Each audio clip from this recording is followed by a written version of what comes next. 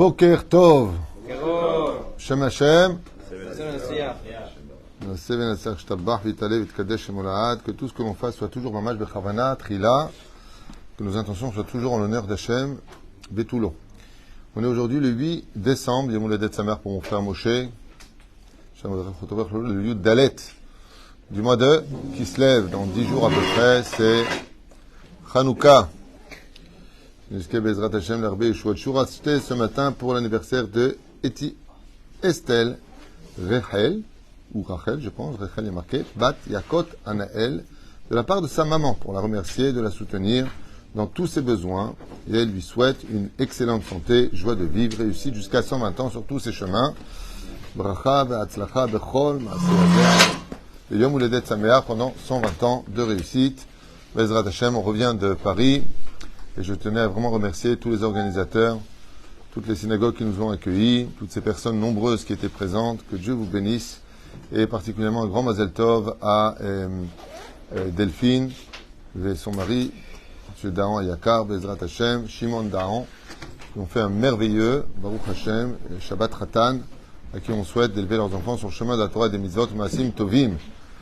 Et la maman fait d'énormes efforts pour amener ses enfants à plus de 2 heures de route pour qu'ils puissent être dans une école juive et apprendre la Torah. Et ça m'a beaucoup fait réfléchir parce que d'un côté, 2 heures aller pour emmener ses enfants étudier dans une école juive de bon niveau, ça fait quand même beaucoup de kilomètres, 2 heures.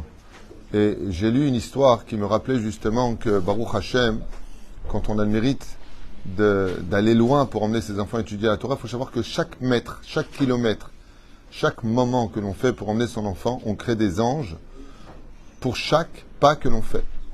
Donc d'un côté, c'est pas évident, et de l'autre côté, c'est un énorme mérite qui monte dans le compte spirituel de ces parents-là. Que Dieu les bénisse et bémet Kolam Israël. On est le 8 du mois.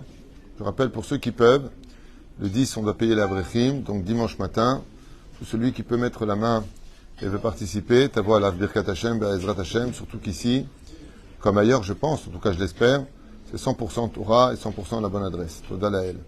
Nous allons étudier sans plus tarder, en souhaitant en même temps une grande refoua shlema, Achlama meira, Briut etana, à celle qui a acheté donc ce chiout, cette merveilleuse maman, et pour Eti Esther Ayekara, qui on souhaite 120 ans de bonheur grâce à cette étude.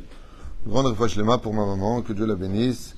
Sarat ala bet Frat Miriam, Yana ben Esther Chaya, Ruchama Esther bat Rivka, Shaluk Shlomo ben Zeira, Echen Tal Yassim, bat Virginie Esther, Robin Amos, Abraham, Chaim ben Amalia, j'espère qu'il va mieux.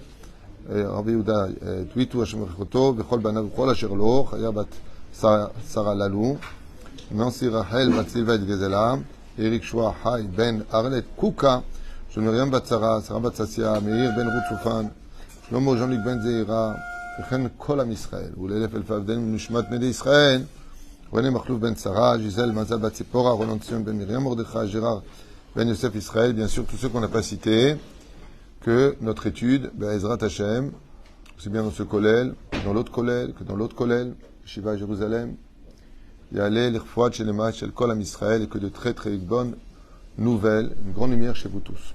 Le plaisir de vous retrouver. Je vous ai manqué un peu quand même une semaine. Ouais. Énormément. On dirait même pas une semaine. On dirait quoi alors? Tu me fais peur. On dirait un mois. Un mois, top, ça va. Et puis merci bien sûr à ma nièce et Jérôme pour nous avoir accueillis chez eux. Que Dieu les bénisse. Hashem varech otam, Ezrat Hashem, B'tshuva shlema, Achlama meira. Nous sommes dans une paracha qui demande beaucoup de réflexion puisque nous allons apprendre plusieurs enseignements, à peu près 11 ou 12, sur quelque chose que nous n'avons pas l'habitude, professeur, que nous n'avons pas l'habitude d'apprendre, de voir dans la Torah. C'est très rare. En général, dans le Tanakh, qui envoie des anges? Prenons Yud Gimel, dans Shoftim, quand il envoie des anges aux parents de Shimshon, okay? Manoach. Qui envoie des anges? Dieu. Il est très difficile de trouver, à part exception à la règle, des tzadikim qui envoient des anges. On a vu Rabbi Shimon Bar Yochai utiliser aussi les démons, comme les anges. Aval, Vaishlach, Yaakov, Malachim. Depuis quand est-ce qu'on donne le problème à régler avec des anges? Arrête, si la Torah nous a été donnée, et comme l'explique le Rav Dessler, si l'homme a un intellect, c'est pour l'utiliser. L'homme, il doit être comme une échelle. Soulam, Utzarvarza, Veroshom, Gia, Shamaima. Avoir les pieds sur terre et la tête dans le ciel. Qu'est-ce que tu as besoin d'envoyer des anges? Ma'anyanazé de régler tes problèmes par les anges. Mouzar, c'est Dieu qui fait ça en général. Comme explique Maran Rav Kook, Zecher Tzadik, Vekadosh Ivracha. Qu'est-ce qu'un ange? C'est quand une idée de Dieu se met en application, ça devient un ange. Donc quand tu dis Raphaël, Uriel, Gabriel, Michael, tous ces anges-là que nous avons, l'ange Mémouné à la prière, Tzadal plus loin, Fon, tous ces anges-là, alors quoi, c'est quoi exactement un ange? Quand Akadosh Baruch Hu reçoit les prières, il change de nom, il s'appelle un tel. Quand Dieu veut donner la réfoua, comme c'est marqué que Dieu est venu visiter Abraham, et pourtant Rachid nous dit c'est Raphaël. Alors Raphaël, c'est un ange ou c'est Dieu? Raphaël, c'est l'idée de Dieu quand il donne la réfoua, la guérison. Vous avez compris? Mais la reine, ici on a non seulement un hic, c'est que Yaakov envoie des anges pour régler son problème, et le deuxième hic, c'est que la paracha porte son nom. Vaishlach. Keilou, moi j'aurais plutôt dit la naissance de Binyamin, ou la mort de Rachel dans cette paracha, ou la mort de Yitzhak. Vayou, Chaye, Yitzhak. On parle du personnage le plus mouchlam, quelque part des Avot, celui qui ne change pas de nom, qui ne sort pas d'Eretz Israël, Korbanola. Pourquoi la Torah insiste-t-elle sur le fait de nous dire, clin d'œil, dans l'histoire, on va envoyer des anges? Alors, il y a beaucoup de réponses à cela. J'en ai noté à peu près une vingtaine, trentaine de réponses à cette grande question. Nous, on va en faire à peu près 11, que je me suis permis de noter hier en allant travailler à la mairie pour les Shivat Moatza. On a rappelé, Chazal, donc tout ce que je vous dis, c'est plusieurs œuvres, plusieurs livres, hein, bien sûr, qui me sont montés à l'esprit hier, quand j'ai noté rapidement ce qui me montait à l'esprit. Pour nous rappeler que seul celui qui avait le niveau d'un ange pouvait se confronter à Esav, qui est le Yetzer Hara. Pourquoi Davka il envoie des anges? Parce que, étant donné que Esav, c'est le Yetzer Hara, et qu'est-ce que le Yetzer Hara? C'est un ange. Mais la reine, on bat le feu par le feu. Étant donné que son arme, c'est le côté spirituel, qu'on va découvrir d'ailleurs chez Esav, ainsi donc, pour ne pas être influencé, car un homme face à un ange, face au Yetzer Hara, qu'est-ce qu'on dit à Kippour? Car lui est fait de feu et nous sommes faits de chair. Donc, étant donné que ici, Esav vient avec la force du Yetzer Hara lui-même, du Satan lui-même, alors puisque tu viens avec les anges, on va dire, d'une confrontation néfaste et négative, je vais t'envoyer du positif. Vous savez, c'est toujours pareil, Veda Malahanot l'apikoros. Un apikoros, c'est quelqu'un qui sait que la Torah est vraie et qui pourtant va vivre dans le déni, dans le mensonge. Il sait que la Torah est vraie, il va lutter contre elle. On nous dit, étant donné que sa force est dans la parole, réponds-lui avec la parole. Quand il vient et qu'il te frappe, réponds-lui avec les coups. Il n'y a pas, on te donne une gifle, tu t'en le joues. Un d'avoir casé. Abba, l'orgecha, comme l'orgo. Celui qui vient pour te tuer, lève-toi et tue-le avant. Ça, c'est la Torah. C'est-à-dire, même si on doit prendre la gifle, les Shem Shamaim. Là, si vous faites ça avec la police, il ne faut pas nous mettre en prison. C'est hors sujet. On ne parle pas de ça, on ne parle pas des lois. J'explique simplement l'idée. C'est-à-dire, maintenant que j'ai battu ton ange, et ici un nouvel enseignement qui est vraiment psatsa. Maintenant que j'ai battu ton ange du ciel, vous savez que juste avant la confrontation entre Esav, entre Yaakov et Esav, Yaakov va se battre contre un ange dans cette paracha, qui est le Ilouï de Esav. De là, vous apprendrez que chaque personne sur terre, vous avez un conflit avec une autre personne. Cette personne-là a un ange qui le protège. Ce qui fait qu'en vous battant et en arrivant à vaincre l'ange, de l'autre, vous l'avez automatiquement battu. Ce qui fait que quand on veut gagner une guerre, il faut d'abord la gagner spirituellement avant de la gagner physiquement. C'est pour ça que dans nos prières, nous les Juifs, quand nous faisons la Hamida, nous nous tenons dans nos prières journalières, ou dans le Birkat Hamazon, qui est une mitzvah deoraita jusqu'à un certain degré, nous disons d'abord Ose Shalom Bim Romav. Une fois que c'est fait, Hu Berahamav, il y a Ose Shalom Aleinu. Et remarquez qu'on ne gagne pas la guerre sur terre avant qu'elle ne soit gagnée dans le ciel. Mais la reine, étant donné que lui maintenant, il a vaincu, quand il est repassé de l'autre côté du fleuve Yabok, se battre contre l'ange pour la fiole, qu'il aurait laissé de l'autre côté, de façon assez imagée, eh bien, maintenant qu'il a vaincu, il est certain qu'il n'a plus rien à craindre de Esav. Et donc, qu'est-ce qu'il fait? Il lui envoie des anges pour lui faire comprendre à Esav que le combat dans le ciel a été gagné. Ce passage-là a fait couler beaucoup d'encre chez les écrivains. Au fur et à mesure des témoignages que nous avons eus pendant la guerre des 6 jours et la guerre de Kippour, entre autres, où des officiers syriens ont ordonné à leurs chars de revenir en Syrie au lieu de déferler sur les plaines de Tibériade. Vous retrouverez cela en témoignage oculaire de ces mêmes généraux qui disent de leur bouche: comment voulez-vous qu'on descende en Israël vers Tibériade alors que nous avons vu une barrière d'anges se tenir devant nous? Ça veut dire que nous avons des témoignages. Lama, parce que ce jour-là on était en train de prier. Étant donné qu'on a gagné la guerre dans le ciel à Kippour, en demandant pardon à Kadosh Baruch Hu, on a fait taire les anges accusateurs. Sur terre, ils ne peuvent pas gagner. Quand on fait un péché, ou quand on fait une mitzvah, l'Elef Alfa Avdalim, eh bien, cette dimension que nous allons créer, celui qui fait une bonne action crée un ange blanc, celui qui fait une mauvaise action crée un ange noir. C'est marqué comme ça dans Masechet Avot. Dans le Talmud, c'est marqué comme ça. Ok? Eh bien, ces anges-là vont nous permettre de gagner ou pas. Je vous donne un exemple très dangereux. Si une personne est bénonite, c'est-à-dire qu'elle a du mérite, et elle a aussi des accusations dans le ciel de par sa conduite. D'un côté, il fait Torah Mitzvot, de l'autre côté, il ne fait pas attention à son lachanara, à ce que regarde ses yeux, ou sa façon de se comporter, sa vulgarité, ou son côté un peu chilou lachem. Mais attention, hein, il va là, au restaurant avec sa femme, il fait Netilat, Tamotzi Minaret, et pendant tout le repas, il fait du lachanara sur la belle-mère. C'est-à-dire, ça s'appelle Benoni. D'un côté, Hazak ou Baruch, tu fais du chesed, tu es gentil, il a acheté une bague à sa femme, dour aliyane kappar alekha. L'autre côté, chaval que tu es parti au restaurant, tu viens de tout perdre. Lama, parce que tu fais de la shonara. Maintenant, lui, il a un problème, il a un procès, on va appeler ça comme ça, avec une autre personne. Qui, lui, par contre, est rachat. Qui va gagner d'après vous? Le rachat va gagner. Comme ça, c'est marqué noir sur blanc. Pourquoi? Il dit parce que toi, le problème que tu as, lui, il est rachat. Il n'a pas de monde futur. Donc, où il prend son salaire? Ici, sur terre. Toi, maintenant, tu es Benoni. D'un côté, tu as du mérite, et de l'autre côté, tu as des avérotes.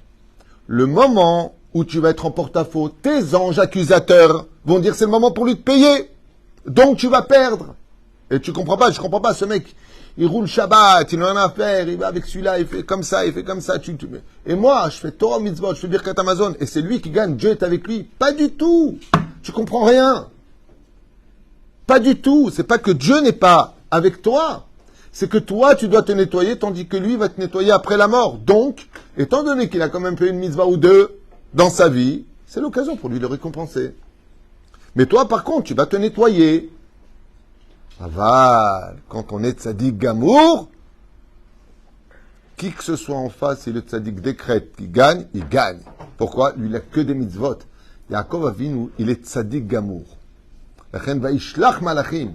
Il n'a pas peur de lui envoyer des anges. Miyam mitzvot haele, comme il le dit ici, mi mitzvot she'asa, mazé malachim mamash, des anges vraiment il lui envoie, des vrais anges, même shin, même mitzvot shin she'asa. Il lui a envoyé les mitzvot qu'il a accomplis dans sa vie. Il dit, moi j'ai pas peur de toi. Pourquoi? Parce que je n'ai pas d'avérote avec moi. J'ai pas de péché avec moi. De quoi un homme il doit avoir peur toute sa vie? De ses fautes. C'est la seule chose au monde qui n'ait jamais peur ni de la justice, ni de la police, ni de la mafia, ni de personne. N'ait jamais peur de personne. Quand on enseigne le Baal Shem Tov, la Chassidoute, n'ait jamais peur de personne. Une fois le Rav Ovadia Yosef Zatzal, en Égypte, il a un boucher qui lui ordonne de lui donner la Théouda pour vendre sa viande. Et lui dit non, il y a un safek, il y a un doute sur ta viande, je ne te donne pas de Théouda. Il lui a sorti un revolver qu'il lui a mis sur la tempe. Il lui a dit, si tu ne me donnes pas cette Théouda, je te tire une balle dans la tête. Il a regardé avec un grand sourire, il a dit, tire. Tu crois que ça me fait peur? De te donner la Théouda alors que je ne sais pas ce que tu vas vendre au peuple d'Israël, ça me fait peur. Mais d'une balle dans la tête, j'ai peur. La personne, il a regardé droit le ravadier dans le cef, il a commencé à baisser la tête, il s'est sauvé. De ça, j'ai peur. Tu me menaces ma vie. Mais c'est pas de ça, moi, qui me fait peur. C'est de rendre des comptes pour les péchés que j'ai faits. Alzem iroed. Vous êtes pérouche d'avoir. Le chemazé, malachim mamash, Il lui a envoyé les anges qu'il a fait. Pas les Averot. Et l'Amdecha qui lui a pas envoyé les Averot parce qu'il n'avait pas des Averot à lui envoyer. Il n'y a pas de péché à lui envoyer. C'est pour ça que Ashraïch me fait tamid. Celui qui a peur, c'est de quoi? Peut-être j'ai fait du Hachonara. Pas il s'angoisse rasera. Pas il commence à avoir la remède. Il faut être sa mère, il faut être heureux. Il ne faut pas trop se prendre la tête. Comme il a marqué au dit le roi Salomon dans Kohelet. Faut pas de sadique termidaï. Ça veut dire cool. Hein, si tu bois du coca, tu vas roter. Hein. T'es humain, hein, je veux dire. C'est ça qu'il faut dire.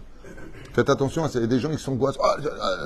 Bli rasra, c'est la Torah, elle n'est pas rasratique. Elle est magnifique. Tu as des questions, tu poses, voilà, j'ai fait ça et ça, tu vas voir un chacham, il va te dire si tu as besoin d'un tikkun ou pas. Mais plus que ça, tu prends pas la. Comme dit Rabbi Nachman de Breslev, t'as fauté, pleure et après souris. C'est ça? Il y a des gens qui passent leur vie à pleurer pour les avérotes. Ils ont oublié un détail. C'est que pendant qu'ils ont pleuré, ils n'ont pas pu faire des mitzvot dans la joie, ils ont tout perdu. Donc, comme on te dit, quand est-ce être malheureux, on te met des limites. Tchabéav, de l'entrée de Tchabéav jusqu'à Hassot, Ayom, t'es malheureux. Après, enfin, t'es triste. Même pas, c'est même pas marqué comme ça. Mais Maratim, tu pleures. Et après ça, tu retrouves le sourire. Combien de temps? Toute l'année. Si vous avez remarqué, c'est la tristesse dans le judaïsme, c'est juste un peu de sel dans une grande marmite. Ok? Vayavo et savimar ba meot force chez la sitra ahara. Ayan de masechet Shabbat bedaf kuf yutchet. Ben Yoyada shel Ben Ishraï. Zecher tzadik vekadosh ibracha. Qui dit était la puissance des 400 forces de l'Aïnara. Ouai. Le Ben Ishraï dit qui c'est ces 400 soldats? Il dit tout simplement Maran à Ben Ishraï dans Ben Yoyada sur la Gemara de Masechet Shabbat. Et ça, il est venu avec les 400 forces de l'Aïnara. Il n'y a pas quelque chose de plus fort pour tuer que l'Aïnara. Et la reine ou Barba Meot. Qu'est-ce qu'on fait contre ça? Et pour cela, les anges sont venus défendre Yaakov pour l'aider avec la force de Dieu. Pour montrer qu'il avait Dieu avec lui. Et donc, avec qui il va le vaincre? Avec l'aide de qui? Dites-le en hébreu. Avec l'aide d'Hachem. En hébreu? Non, ça veut dire béni soit Dieu. Be'ezrat Hashem. Comment tu écris les initiales de Be'ezrat Hashem? Bet, Aïn, He. Réfléchissez avant de parler. Bet, Aïn, He. Bli, Aïn, Ara.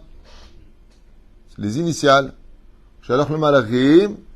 Pour te dire que la seule chose qui peut vraiment protéger un homme de l'Aïn Hara, c'est les mitzvot qu'il va faire. Les anges qui vont créer font une barrière.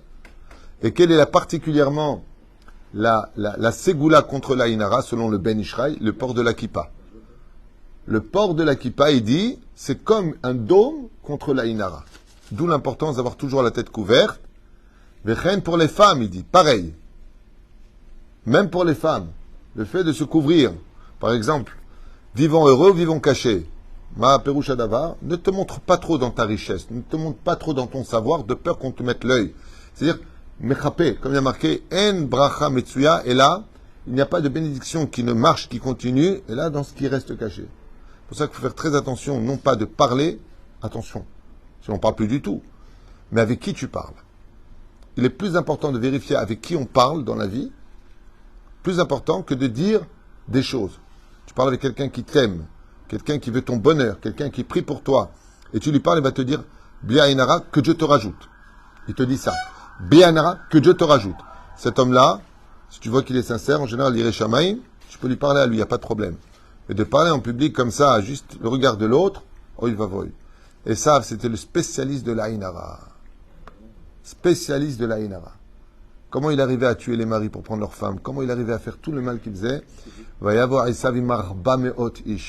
Il venait avec 400 forces de la Sitra Haradi le Ben Ishraï. Il est venu avec l'Aïnara. Qu'est-ce qu'il a fait? Vaikach Yaakov, dit le Ben Ishraï dans son deuxième commentaire sur Drashot Ben Ishraï, et kol asher ba beyado. Il a pris tout ce qui venait à sa main. Qu'est-ce que j'ai dans la main d'après vous ici? 5 doigts. Qu'est-ce qu'il a fait, Hamsha? Il lui a fait Hamsha, Vaikar, Yaakov, et Kol, Asher Babéado, tout ce qu'il avait dans sa main. Le Ben Ishraï dit, quand il est venu, ouais, il lui a renvoyé. Regardez ce qui est incroyable dans la mythologie, c'est que comment on fait pour arrêter les mauvaises énergies? Quel geste on fait pour arrêter les mauvaises énergies? On fait comme ça avec les mains. Si je retiens, en réalité, ce geste-là, il vient de Horaïta, il vient de la Torah, dit le Ben Ishraï. Il dit, pour arrêter l'Aïnara, fait Hamsha. Et le mot Hamsha, c'est pas un truc arabe.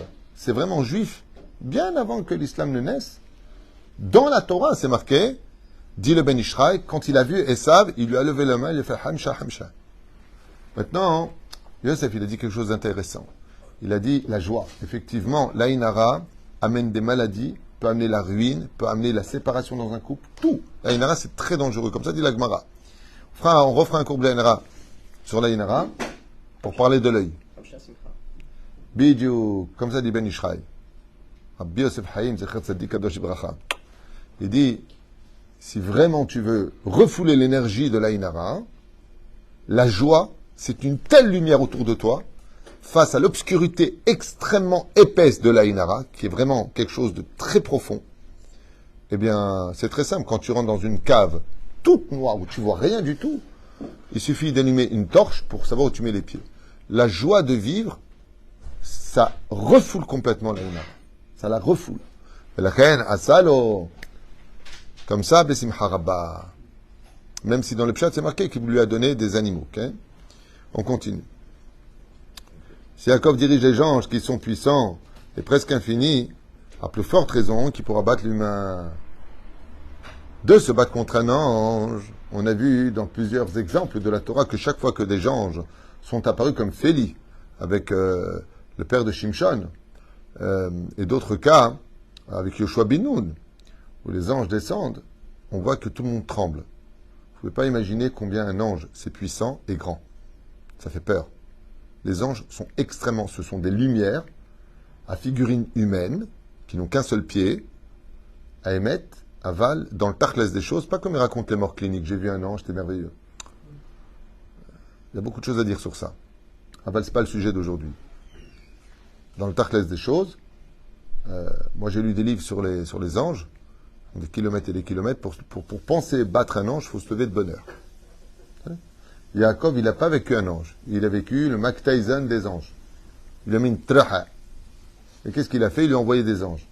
Pour lui faire comprendre que si moi j'ai battu un ange, comment tu peux oser toi te présenter en tant qu'humain devant moi?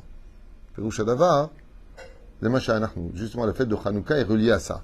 La fête de Hanouka, comment est-ce que les Maccabim ils ont pu battre la Grèce antique, des spécialistes des armes et du combat? Ils ne sont pas descendus seuls. Ils sont descendus avec des anges. Alors c'est la suite. Tout celui qui fait la volonté d'Hachem, dans ce monde, Akadosh Baruch Hu lui envoie toujours des anges pour le garder. Chez Neymar, Ki malacha yetzavelach, lishmorecha bechol derachecha. Dieu t'envoie des anges sur ton chemin pour te protéger, bechol derachecha, sur tous tes chemins. D'où l'importance, vous savez combien les gens, ils ont tout à gagner dans ce monde. Tout à gagner. De faire du bien autour d'eux. Il y a un monsieur qui rentre un jour dans un hôtel très mal vêtu, mal rasé. C'est un hôtel de luxe, 5 étoiles. Et quand il arrive au Dalpak, il dit qu'il est très fatigué, qu'il a besoin de prendre une chambre. Et la femme qui travaille derrière le comptoir le regarde avec dédain et lui répond même pas. Alors, il y a une petite sonnette sur le côté, il voit qu'elle lui répond pas, il ding ding. Il lui dit, je suis désolé, mais je vous parle. S'il vous plaît, je voudrais une chambre. Elle lui a dit, on n'a pas de chambre. Alors il regarde les clés. Il lui dit, mais vous avez des chambres de livres, puisque vous avez des clés qui sont en haut. Elles ne sont pas dans les casiers. Mashma mikan, que oui, vous avez des chambres. Et elle lui demande de sortir de l'hôtel, que ce n'est pas un hôtel pour clochards ici. Alors il dit, mais je ne suis pas un clochard. Celui qui ne veut pas sortir, elle appelle le responsable. Le responsable comprend de loin que la femme est embarrassée et ils appellent le portier pour le mettre dehors. À ce moment-là, il lui dit, non, ne le mettez pas dehors comme ça, non. Pas devant tout le monde, on a une réputation ici. Faites-le sortir par les cuisines, par derrière, là où il y a les poubelles. Il est emmené par le bras comme ça, jusqu'au moment où il y a une femme, cuisinière, qui était en train de travailler, et elle voit ce monsieur, assez âgé, jeté comme ça, comme un espèce de sac poubelle dehors. Elle sort vers lui, elle demande au gardien de bien vouloir lui lâcher le bras, et elle lui demande de repartir à la porte, qu'elle va s'occuper de lui. Au lieu de le mettre dehors, elle rentre dans la cuisine, elle lui dit, écoutez, moi j'ai fini dans 1 heure, asseyez-vous ici, je vais vous faire un thé, et puis voilà que mon mari va venir me chercher, vous allez venir à la maison, vous reposer, vous allez vous restaurer, on va s'occuper de vous. Alors il lui dit non, moi j'ai pas besoin de tout ça. Et Bassof, il parle un peu avec elle, et voilà que, hein, et attends, voilà qu'il arrive comme ça. Le mari arrive avec une jambe en moins. C'est une personne de l'armée qui a perdu une jambe. Un infirme. Il l'emmène chez eux à la maison. Il vit dans une maison délabrée, dans un quartier mal fréquenté. Mais il lui donne par contre, à table, tout ce dont il a besoin. Il lui donne toute la chaleur. Ils passent une excellente soirée ensemble. Et le lendemain, ce vieux monsieur les remercie. Les où? Au moment où il part, il lui dit « Je peux vous demander un dernier service ?» Il dit « Oui. Est-ce que vous pouvez me ramener à l'hôtel, s'il vous plaît ?» Il dit « Là où vous ont jeté ?» Il dit « Oui, j'ai besoin. » Sans trop discuter, il le ramène devant l'hôtel. Et là, à ce moment-là, ils montent directement chez le directeur. Et il redescend en bas. Quand il redescend en bas, la femme le voit. Et elle est un peu choquée de voir ce clochard, une fois de plus, revenir vers elle. Mais juste derrière, elle voit qu'il y a le directeur de l'hôtel. Donc à ce moment-là, elle ne comprend pas très bien. Et ce monsieur, qui était très mal habillé et âgé, regarde le directeur de l'hôtel, lui dit « Comment se fait-il que vous m'engagiez ici des gens qui n'ont aucune compassion ni aucun savoir-vivre quand on leur demande de louer une chambre ?» Le directeur est blanc et il demande ce qui s'est passé. Et là, bien entendu, très très mal situé, il commence à sourire un peu de travers. Vous avez compris que ce monsieur n'était autre que le propriétaire archi-multimilliardaire d'une chaîne d'hôtels de luxe dans plusieurs pays, dont cet hôtel. Il dit au directeur, si j'ai pris sur moi de laisser pousser ma barbe et de m'habiller pas très proprement, c'était pour vérifier ce que j'entendais de certains amis clients qui sont venus dans mon hôtel, dans cet hôtel, et me disaient qu'ils étaient mal reçus. Donc bien entendu, il a fait virer tout le monde, y compris le directeur. Et vous avez bien compris qu'il a acheté une maison de luxe pour ceux qui l'ont accueilli, dans un des quartiers les plus huppés. Il lui a acheté une merveilleuse voiture qui coûte une fortune au mari, et il a nommé la femme directrice de l'hôtel. Et la phrase qu'elle lui a dit ressemble exactement à ce que je voulais vous faire comprendre. Elle lui dit, mais j'ai rien fait, je vous ai simplement pris, je vous ai emmené chez moi à la maison, donné un peu de réconfort, un plat à manger, c'est tout. Je ne mérite pas tout ça. Il lui a dit, c'est souvent avec un tout petit geste qu'on voit de grands horizons. Comme quoi que dans la vie, qu'on soit juif ou pas, on peut faire des fois des toutes petites choses. En réalité, le seul gagnant dans ce monde, ce sera toujours toi. Toujours toi. Toujours. On ne se rend pas compte d'avoir un sourire, d'avoir un mot à dire, quelque chose à faire. Tu crois que tu rends service, en réalité, j'ai fait un cours qui s'appelle « La vie est un boomerang ». Là-bas, je rappelle, regardez ce cours, « La vie est un boomerang ». Pour le mal comme pour le bien, ce que tu projettes dans l'avenir, c'est ce qui te reviendra au visage. Fais attention. Sois toujours, comme on dit, il dit en français, trop bon, trop CON. Mieux vaut être un CON qui fait que du bien qu'un grand malin qui a fait du mal. Parce que le résultat des courses, tout se paye dans la vie. Il y a un créateur qui voit tout, qui note tout, et tout se paye tôt ou tard. Pour enseigner toutes les générations que ce n'est ni le nombre, ni la force, ni la stratégie qui donne la victoire, mais Hachem qui envoie ses anges pour nous obtenir la victoire. Une fois de plus, on se rappelle ce qu'ont dit les soldats de l'armée israélienne dans la guerre des 6 jours. Je pense que, professeur, vous êtes au courant. Qu'est-ce qu'ont raconté les aviateurs, les pilotes de chasse? Qu'est-ce qu'ils racontaient pendant la guerre des 6 jours?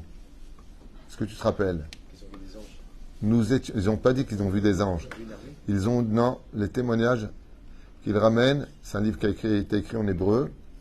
Quand nous étions dans les airs avec les avions syriens, égyptiens, de partout, il y en avait, okay, jordaniens, les nuages se formaient comme des routes pour nous guider là où on devait aller. Quand les nuages montaient, on montait. Quand ils allaient à droite, on allait à droite. À gauche, on allait à gauche. Et c'est ce qu'il dit les nuages. Le Zohar Kadosh, il dit c'est des anges. Quand tu as un combat à faire, n'oublie jamais un détail. C'est l'ange qui est avec toi qui te donnera la force. Sur ce, je vous l'avais expliqué une fois avec l'aide d'Hachem. Quelle différence y a-t-il entre un médecin généraliste et un professeur? Au niveau rationnel, on comprend très bien qu'un professeur, c'est un spécialiste à un très haut degré de telle fonction, telle maladie. Cardiologue, neurologue, peu importe. Pneumologue, professeur, ça veut dire qu'il a un statut qui l'emmène très haut. Avant, on a vu des professeurs se tromper, des médecins. faire des analyses qui auraient pu être un déclic pour le professeur. Quelle différence y a-t-il? Nos chachamim, de mémoire bénisse, nous disent qu'un professeur, il a l'ange Raphaël lui-même à côté de lui, tandis qu'un médecin généraliste, il a un ange qui est sous les ordres de Raphaël qui est avec lui. Mais dans tous les cas de figure, il a un ange. Amalach agoel oti mikol ra. Yevarech etane karim vekare bahem shmi. Parashat Vayechi. Yaakov Avinu nous dit, on a tous un ange. Cet ange-là, il faut le nourrir. Plus tu fais du bien dans ce monde, plus tu fais Torah mitzvot, masim tovim, plus tu lui donnes de la force de l'aider. C'est pour ça que Dieu nous dit, Tenu'oz l'elokim, donnez de la force à Dieu. Mais si cet ange-là, tu le délaisses, et tu vas du côté obscur de la vie, il est évident que lui, tu l'affaiblis, c'est ton Yetzer Hara qui devient ton ami. Le Yetzer Hara, vous savez ce qu'il donne? Le salaire sur terre pour te faire oublier qu'un jour tu mourras, tu rendras des comptes. Donc il t'endort. Tout le domaine de la galoute, l'obscurité dans laquelle nous avons été plongés, c'est d'endormir le peuple d'Israël. C'est quoi la Géoula? C'est le réveil du sommeil. Az ha'inu kecholmim. Nous étions comme des rêveurs en galoute. Je ne parle pas de la galoute d'être en France ou aux États-Unis. Je parle même d'être en Israël dans la galoute de l'esprit. Parce que la galoute, elle existe aussi bien dans l'esprit que dans le domaine géographique. Comme vous le savez tous, il est plus facile de sortir un juif de la galoute que de sortir la galoute du juif. C'est pour ça qu'on a deux sortes de galoutes. Et dans les deux cas de figure, on peut rester endormi. Un juif qui vit en Israël sans Torah ou mitzvot, c'est un juif qui dort. C'est pas un mauvais juif, c'est juste un juif qui dort. Il est endormi dans un métro boulot dodo. Il est complètement contraire. Endormi. Okay? Face à la mauvaise foi, alors ici un enseignement qui m'a beaucoup plu. Seul face à la mauvaise foi, il n'y a que le ciel qui peut régler des comptes. Vous savez que quand on a un conflit avec quelqu'un, où tu laisses tomber, tu pardonnes, tu traces, tu perds pas ton temps avec lui. Parce qu'il y a des gens avec qui mieux vaut perdre que perdre son temps avec eux. Parce que de toute façon, tu vas perdre la santé et l'oseille, donc ça sert à rien. C'est pour ça qu'il faut voir un chacham. Et comme dit Rabbi Nachman, trace, perds pas ton temps. Une fois, j'ai eu un conflit ici avec une personne, j'étais voir mon rave. Il m'a dit, trace. Tout ce que veut l'Yetzer Hara, c'est que tu perds ton temps avec lui, t'occupes pas de lui. Il y a des gens avec qui, même si tu veux pas tracer, tu vas au Beddin, tu fais ce qu'il faut. Ils vivent dans le déni. Ce sont des gens qui n'accepteront jamais de te donner raison.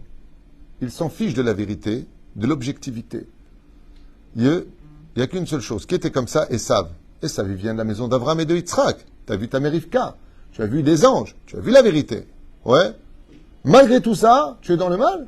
Qu'est-ce que tu veux de plus? Tu as vu où ça t'a emmené. Tu as vu tes mains comme elles sont pleines de sang. Alors qu'est-ce qu'il fait Yaakov? Il dit, ça sert à rien de discuter avec lui. Lui, il n'y a que des coups. Il lui a envoyé des anges. Hormis le fait que Esav fait de feu et que son influence était très néfaste, il ne pouvait pas envoyer des humains, de peur que les humains soient influencés et qu'ils tombent. Alken Yodein. On ne crée pas une mitzvah sur le dos d'une avéra. C'est-à-dire? Donc il a envoyé des anges qui ne sont pas influençables. Abal Chazal nous disent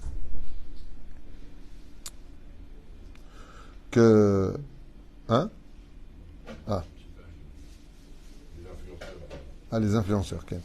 Chazal nous disent que la force extraordinaire d'un juif qui fait la Torah et les mitzvot, qu'on a vu tout à l'heure, c'est qu'il est capable de donner lui des ordres aux anges. Ça veut dire qu'il est en train de dire à Esav, de quoi tu parles toi? De quoi tu parles? Que tu es puissant et que tu es fort, essaie de donner des anges, des ordres à des anges. Tu peux rien faire. Par contre, quand un tzaddik il voit un homme qui est malade, il donne l'ordre, comme m'a dit un jour Rabbi Moshe Deri Zatzal, mon rab. Je dis, comment vous guérissez quelqu'un? Il m'a dit, je regarde l'ange qui est à côté de lui, et je regarde la maladie. Je lui dis alors, il m'a dit, je donne un ordre à Raphaël de le guérir tout de suite. Je dis, c'est cool. Non, c'est cool. J'aime bien, moi. Le mec qui est en train de crever, t'as le tzaddik qui arrive, il voit Raphaël, il dit, bon, allez, vas-y, fouache les mains. Il a fait. Alors j'ai posé la question, c'est pas une blague que je vous raconte. Je lui dis à Rabbi Moshe Deri, et les anges, ils vous écoutent? Il m'a dit oui. Je lui ai dit, comment vous faites? C'est quoi la ségoula? Il m'a répondu, il faut être plus sain qu'un ange. Ouh là là, ça c'est dur ça. Ils mangent pas, ils boivent pas, ils s'accouplent pas, je veux dire, il n'y a pas trop d'Yetzer Hara, quoi. Il n'y a pas de Yetzer Hara chez un ange. Il m'a dit, si tu es plus kadosh qu'eux, tu peux leur donner des ordres. Mais si par contre, chas v'shalom, tu es moins qu'eux, et tu leur donnes des ordres, ils font de toi tes esclaves. C'est eux qui viennent te donner des coups. Mais la reine, Yaakov, il lui envoie des anges pour lui dire, j'ai aucune avéra sur moi, je suis Tahor, je dirige le monde. Je peux t'écraser en une seconde avec un mot. Je prononce le nom de Dieu, tu meurs. Et Ahmed, pourquoi il ne le fait pas? Hein? Pourquoi il ne le tue pas? C'est un rachat. Il a deux problèmes, Yaakov. Il ne sait pas si les tzadikim qui devront naître de Esav sont déjà venus au monde. La filière qui va amener au monde Rabbi Meir Balanès, Antonénos, Rabbi Akiva, Ankelos, tous ceux qui sont grands en Torah, qui vont naître des entrailles par la suite de Esav sont nés. Donc si je tue toute sa descendance. Je ne sais pas si... La deuxième chose, c'est qu'il sait que s'il le tue, ben il se tue, puisque Rivka avait fait la prophétie que le jour de la mort de l'un serait le jour de la mort de l'autre. Effectivement, le jour de l'enterrement de Yaakov est mort aussi Esav. Donc il dit, si je le tue, je me tue. C'est là. Il y a une autre explication qui dit qu'il a eu peur de le tuer parce qu'il pensait qu'il pourrait être le Mashiach. Et le Mashiach ne doit pas avoir les mains pleines de sang, comme le roi David. Yaakov a envoyé des anges. Il y en a qui disent que Yaakov lui a envoyé des anges pour lui prouver la vérité de ce monde, que Dieu existe et qu'il y a le Gan Eden, le Gehinam, et que tout celui qui est avec Dieu le sert. Donc qu'est-ce qu'il propose? Yaakov, il s'est dit, c'est l'occasion pour moi, peut-être aujourd'hui, de lui faire Teshuvah. Et pourquoi Yaakov, il a un problème de Teshuvah avec Esav? Parce qu'il lui a pris Léa, Mi-Élé, il lui dit, Mi-Élé, qui sont-ils ceux-là? Mi-Élé, c'est les de Elohim.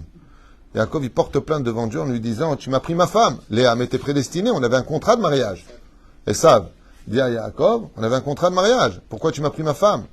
Donc il a dit, étant donné que Béhémet, je lui ai pris non seulement Léa, mais il va faire une deuxième erreur, selon le Ramchal, il va aussi lui cacher Dina. Dina aurait pu faire Teshuvah. Il a dit, je lui donne ni Léa, ni Dina. Alors qui va s'occuper de sa Teshuvah? Dis-moi. Donc j'envoie des anges. Ça fait Rouch Adabar, je lui montre un côté docile, spirituel, même si les anges, selon le Midrash, ont mis une traha à Esav. Il est venu boiteux, Esav. Déchiré, les habits déchiquetés. Il lui a mis une traha à lui et ses 400 voleurs. Je les appelle Rouch Adabar. Et dernière explication, quoi qu'il y en a encore beaucoup d'autres, mais ça fait du bien de... Hein? T'en as une? Ok. Je finis avec la dernière tzaddik. Étant donné que Esav, il avait dit qu'il ne ferait rien tant que son père est vivant. Ouais. Et il était encore vivant puisqu'il mourra plus tard. Donc il savait, Yaakov, que c'était peut-être le moment de l'amadouer. Tu peux pas me tuer puisque tu as fait un éder, que tant que mon père sera vivant, je ne le tuerai pas. Et pourquoi Dafka, il attend que son père meure? Il y en a qui expliquent et qui disent que Yaakov Esav, toute sa vie, s'est efforcé de ne jamais créer de Ogmat Nefesh à son père, c'est-à-dire de préjudice moraux à son père. Il y en a qui disent comme ça. Il y en a qui disent qu'en réalité, Esav, il avait peur de Yaakov parce qu'il savait que la Torah était vraie, mais il vivait dans le déni. Et la seule chose qui protégeait Yaakov, c'est l'étude de la Torah. Et quel est le seul moment où on n'étudie pas la Torah? Quand on porte le deuil. On n'a pas le droit d'étudier la Torah, on étudie les droits de deuil. Le Moussar, il a dit, j'attends que mon père soit en deuil pour qu'il se désarme de l'étude de la Torah. Et quand il sera sans Torah, j'aurai peut-être la force de le tuer. C'est Péroucha d'abord. Ken, professeur. Vous avez dit au début, à juste titre, me semble-t-il, pour moi, pour ça, vous avez dit que l'ange, en tant que tel, c'est une créature de Dieu. Oui. Qui est, très justement, qui se matérialise. Absolument. Et de l'autre côté, vous dites en même temps que l'être humain, peut créer des anges. Comment c'est compatible? Ah, Yafé Meot, c'est une excellente question que rappelle Elimouk. Justement, dans le cas de la Torah, c'était un des premiers commentaires que j'ai lu il y a plus de 37 ans, je crois. Plus que ça encore. Peu importe. Ben, il y a plusieurs anges, il y a plusieurs catégories.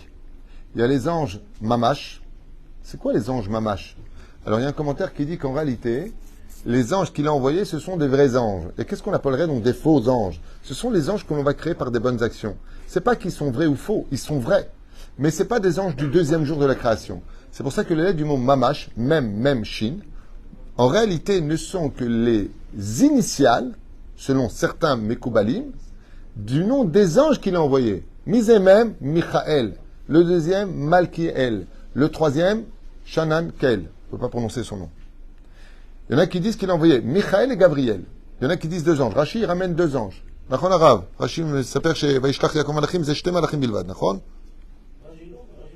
לא, מי מזכיר את זה? בעל התורים לא זוכר, יש אחד, on ne peut plus qu'il ramène qu'avec deux anges. אבל יש d'autres commentateurs שאומר ששלושה מלאכים, trois anges il a envoyé, והם même שין. מיכאל, מלכיאל, שננקל. זה פירוש הדבר. ולכן il y a des anges qui sont vrais, ceux de la création, ceux que Dieu a créés avec ou sans l'action de l'homme, et il y a les anges que tu vas créer maintenant en étudiant la Torah. Chaque seconde de Torah, c'est un ange qui se crée. Alors, Ça, c'est les vrais anges, et ça, ce sont ceux que toi, tu vas créer. C'est là. Ils sont pas du même niveau alors. Ah, pas du tout. Non. La différence, c'est que les vrais anges sont des ministres en général, et les nôtres sont des anges Touraï. Torah, ça veut dire sans grade, mais qui peuvent devenir gradés par rapport au fait de notre étude de la Torah. C'est là. Pour lutter contre ça, il faut créer ses propres anges.